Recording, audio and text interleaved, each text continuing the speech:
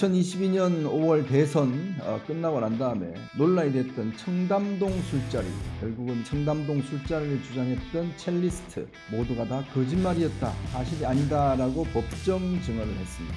대통령과 한동훈 장관을 대면한 적이 있느냐 이 질문에 태어나서 한 번도 그분들을 본 적이 없다, 이렇게 증언을 했습니다. 그 남자친구는요, 떳떳하게 진보 영웅으로 살아가라, 내 한마디에 정권의 명운이 달려있다, 이런 문자 메시지를 그 여성분한테 보냈다. 거짓말로서 강요하는 그런 내용이죠. 거짓말이 사실인 것처럼 포장해요.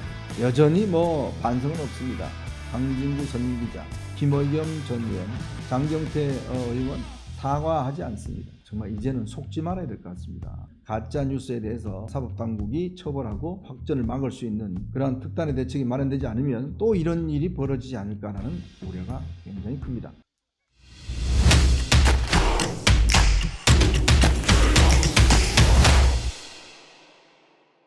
네, 이현종의 뉴스쇼 8월 22일 목요일 순서 진행하겠습니다. 지난 대선 2022년 5월 대선 끝나고 난 다음에 꽤 논란이 됐던 청담동 술자리, 여러분들 잘 기억하실 것 같습니다. 이 청담동 술자리 이게 한 2년 만에 법정에서 다퉜는데요. 결국은 당시에 이 청담동 술자리를 주장했던 첼리스트가 모두가 다 거짓말이었다, 사실이 아니다라고 법정 증언을 했습니다. 참 가짜뉴스가 정말 대한민국 전국을 들었다 놨다 하는 아주 대표적인 케이스로 바로 이 청담동 술자리 주목이 되고 있습니다. 2022년 7월로 기억이 됩니다.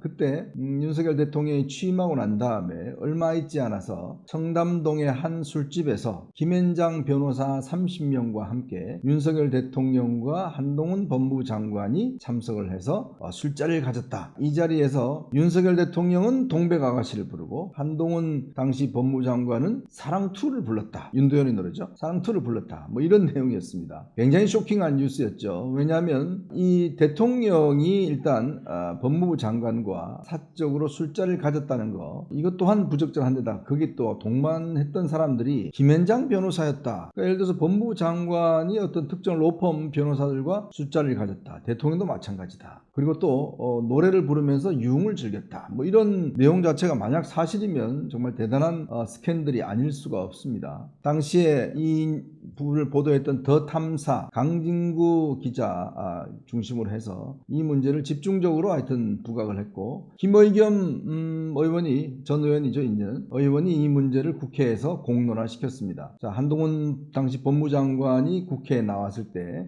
이 부분 관련해서 법사위 상임위원회에서 질문까지 했습니다. 7월 19일 밤인데요. 그날 술자리를 가신 기억이 있으십니까? 당시 한동훈 법무부 장관이 나 술 안 마시는 거 알지 않느냐, 내가 2차 가는 거 봤느냐, 이렇게 해서 아주 강력하게 부인한 바 있고 관련된 또 소송도 한 바 있습니다.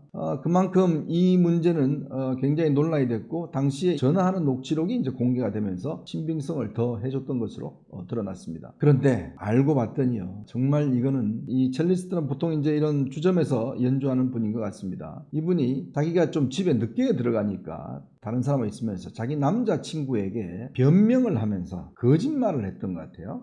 남자친구에게 전화하면서 나 지금 대통령하고 법무장관하고 이렇게 술자리 하는데 지금 거기에 나오지도 못하고 있었어. 그래서 연락을 못했어. 이런 내용을 갖다가 이제 남자친구에게 했고, 이 남자친구라는 사람은 그걸 다 녹음을 했다는 것 같아요. 전화로 녹음을 해서 이거를 이제 당시 더 탐사에게 제공을 했고, 이게 이제 보도가 됐던 이런 전말이 있는 겁니다.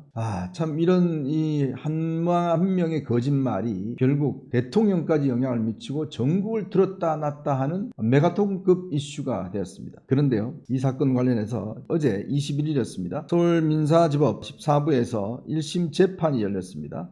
이 1심 재판에서 당시 이 청담동 첼리스트라고 하는 A씨가요, 당시 이제 법정에 나와서 이 당시에 청담동 소재 술집에 윤석열 대통령 온 사실이 있느냐라는 질문하니까 없다라고 이야기를 했고요. 또 대통령과 한동훈 장관을 대면한 적이 있느냐, 이 질문에 이렇게 이야기를 했어요. 태어나서 한 번도 그분들을 본 적이 없다, 이렇게 증언을 했습니다. 근데 왜 이런 증언을 했느냐라고 하니까 아까 제가 말씀드렸듯이 이게 이제 남자친구에게 거짓말을 하면서 제기를 했고, 이런 거짓말이라는 것을 우리 남자친구도 알고 있었을 것이다 라는 이야기를 했습니다. 또 이 관련해서 어떤 외압이 있었느냐? 전혀 없었다라고 이야기를 했고, 오히려 그 남자친구는요 이렇게 이야기를 했다고 합니다. 떳떳하게 진보 영웅으로 살아가라. 내 한마디에 정권의 명운이 달려있다. 넌 이미 영웅이 된 것이고 기회를 잡느냐 마느냐 내 선택만 남았다. 이런 문자 메시지를 그 여성분한테 보냈다. 이렇게 법정에서 진술을 했습니다. 아마 당시에 강진구 유탐사 선임기자도 여러 차례에 걸쳐서 이런 회유를 한 것으로 드러나고 있죠. 결국 이 여성이 법정에서 좀 반성을 한 게 내가 너무 자세하게 남자친구에게 거짓말을 함으로써 이런 일이 벌어진 것에 대해서 정말 반성한다라는 이야기를 한 바 있습니다. 근데 제가 여기서 주목하는 것은 뭐냐면 바로 이제 이 가짜 뉴스가 어떻게 생성되고 유통되고 이게 확대되느냐, 바로 이 지점입니다. 당시에 한동훈 법무장관을 공격하기 위한 좌파의 어떤 유튜버들의 공격이 집요했죠. 특히 한동훈 장관 당시에 집 앞에 이상한 물건도 갖다 놓고 이런 경우도 있었고 말이죠. 집중적으로 많이 공격을 했습니다. 특히 이 문제는 당시에 이 이슈를 이 민주당이 떠안으면서 굉장히 확산가 됐는데, 오늘 그래서 한동훈 대표가 오늘 이런 입장을 밝혔습니다. 도대체 왜 더불어민주당은 가짜뉴스에 대해서 그 누구도 사과 한마디 없느냐. 이미 이게 다 거짓말로 드러났는데 왜 사과 한마디 지금 없느냐라고 이야기를 했습니다. 지금껏 누구도 사과를 하지 않았다 이야기를 하면서요. 더불어민주당은 청담동 술자리 첼리스트 가짜뉴스를 이재명 대표가 참석한 공개회의에서 장경태 의원 등이 틀고 유포했다. 당시 장경태가 그 화면을 틀었죠. 이런 것들을 이야기를 했습니다.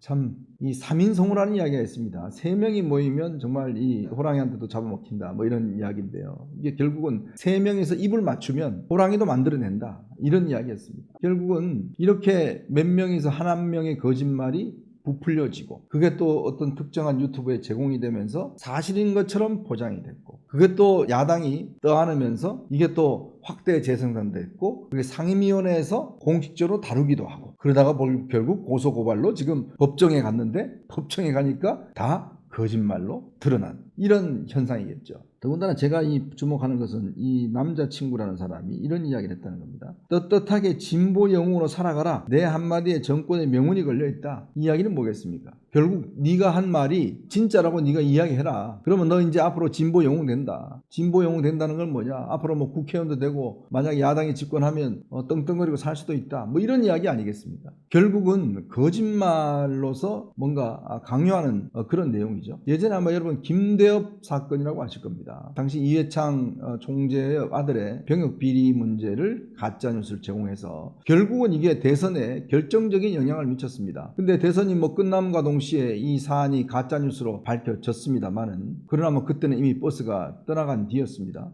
그렇기 때문에 사실은 대권만 잃었지 이 가짜뉴스는 성공한 가짜뉴스였습니다. 이 부분도 정권 초반기에 윤석열 대통령의 어떤 이 집권 기반이나 또 한동훈 장관의 어떤 도덕성에 상당한 상처를 줬습니다. 지금도 아마 믿고 계신 분들이 계실 거예요. 왜냐하면 이 여성분의 어떤 증언이 동백 아가씨 부르고 그다음에 이 사랑투 부르고 이렇게 굉장히 구체적으로 이 이야기를 하면서 이게 사람들이 신뢰를 하게 된 것이죠. 거짓말도요 굉장히 구체적으로 이야기를 하면 이게 진짜같이 들리는 그런 현상이 있습니다. 자, 줄리 의혹도 마찬가지죠. 김건희 여사가 줄리라는 이름으로 소위 이제 어떤 술집에서 활동을 했다 이런 의혹을 제기를 했는데, 이것 또한 거의 가짜뉴스로 밝혀졌지 않습니까? 그러니까 이렇듯이 지금 이제 그게 안 통하니까 결국은 당시에 이제 이 서울의 소리라는 곳에서 명품백을 전달하면서 그거를 동영상으로 찍어서 결국은 이제 김건희 여사 특검 지금 논란까지도 만들게 되는 그러한 상황이 되어버렸습니다. 참 집요합니다. 집요하고 끈질기고, 또 이 사건이 오랫동안 진행이 되면서 야당이 이 문제를 떠안으면서 굉장히 확산되는데 아주 영향을 미쳤죠. 특히 이제 당시 장경태 의원 같은 경우에 이 부분을 역할을 최고위원으로서 굉장히 확산에 영향을 미쳤는데, 옛날에 여러분 기억하실 거면 빈곤 포르노라는 이야기를 기억하실 거예요.